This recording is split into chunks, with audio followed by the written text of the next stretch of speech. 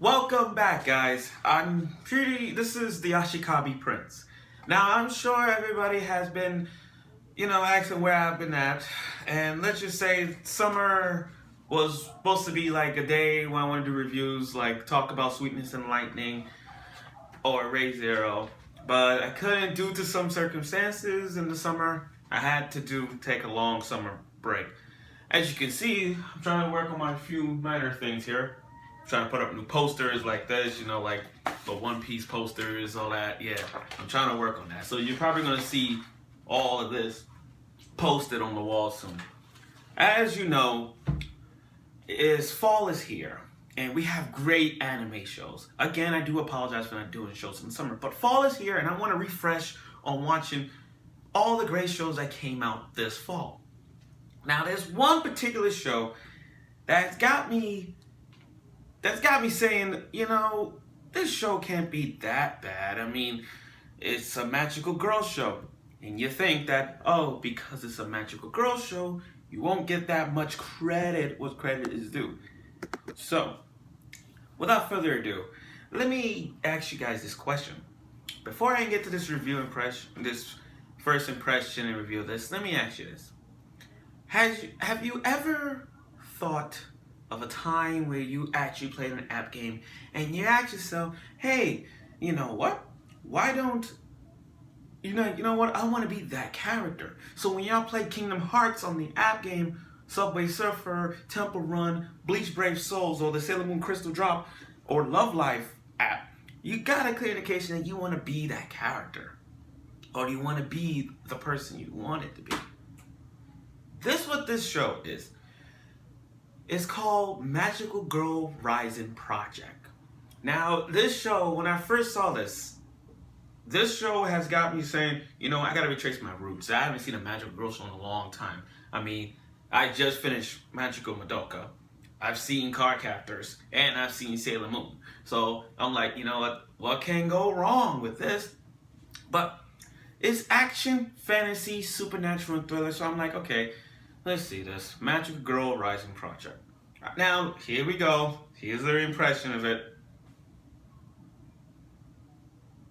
I know I'm not surprised about that. I'm sure anybody not surprised with me. Because the start of the show kicks off with blood, like all magical girls dead. Blood. And I'm like, is this real life? This can't be wrong. This can't be a magical girl show. But it's thriller, so you should know what you expected. But this show, was so intense. I can't even describe how I felt when I watched it. I'm like, is this really like the person standing with all the dead magical girls, and this avatar, whatever character, is facing this giant monster thing. Now, I'm like, okay, that's pretty decent. But then all of a sudden, they got caught off with this sweet, innocent girl who's playing the game where mostly everybody's been playing. It's like a highly developed app game like Pokemon Go. Team Instinct. Anyway, she's playing this app game where it's just her avatar, magical girl character, and start killing them, this and that. Now, you think that's all fun and games? But what happened transpired everything. I'm gonna give you a scenario about this.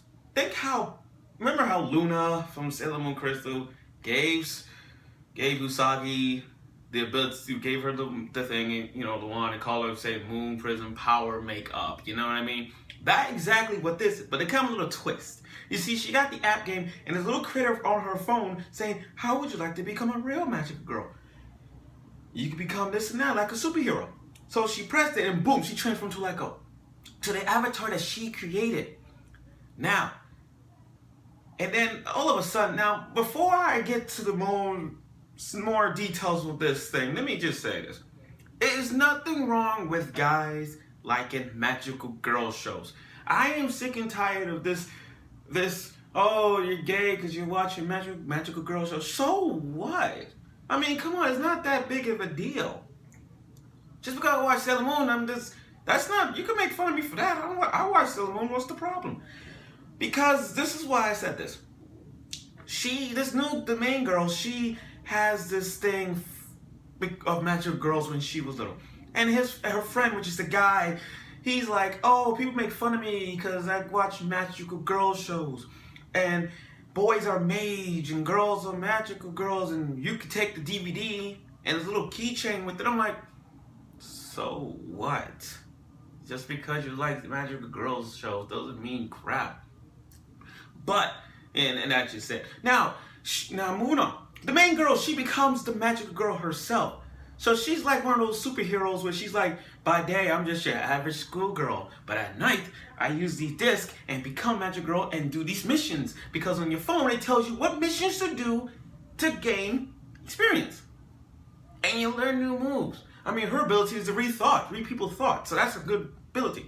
Now, this is where things get crazy, because we're about to experience this. So she's in the chat room and she meets every magical girl in this area, in the online app.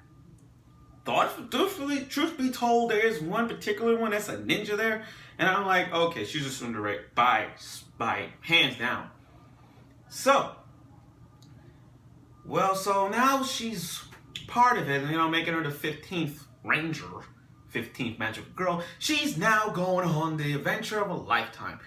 Everybody's dream is to be something good. So she literally did that, and we realized one thing, is that character is a trap. Well, not the main girl. The magic girl is a trap. And by saying this, I'm gonna get to that. So one night, she got a message from her saying, oh, let's meet up somewhere at 10 o'clock. So they met. And then they go on talking about this and that.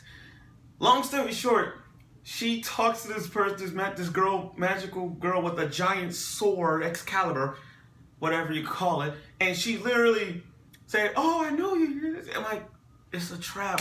Why?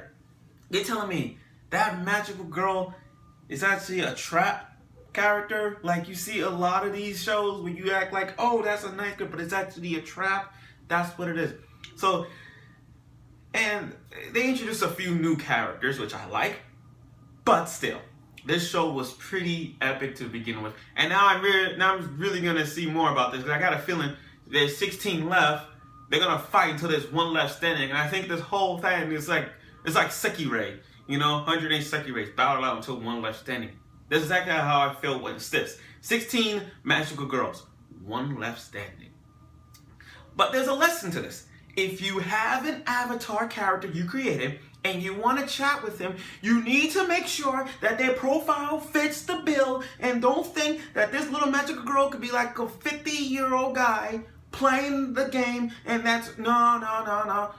Make sure it's there. Make sure that, confirm your age before you play the game. That's how it is. That's how it is on online. So, Magical Girl Rising Project was great. I can't wait for episode 2. And this is one of those shows I'm actually going to do a review on this. So as you know, I'm back doing shows for the fall. Any good shows in the fall, I'm going to do a review on it. And this right here, again, Magical Girl Rising Project will be one of those shows. Tune in next week.